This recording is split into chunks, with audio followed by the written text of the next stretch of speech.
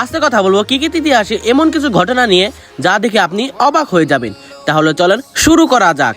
প্রথম স্থানে রয়েছেন হলো নিউজিল্যান্ডের বোলার ড্যারিন টাফি, যেখানে তিনি অস্ট্রেলিয়ার সাথে একটি ম্যাচে এক ওভার বল করতে তিনি মোট 14টা বল করেন, যেখানে তার বোলিং স্পেলে ছিল হলো 4টা নো বল 4টা হোয়াইট। আর এই ঘটনাটি অস্ট্রেলিয়া এবং নিউজিল্যান্ডের একটি ওডিআই সিরিজে ঘটেছিল।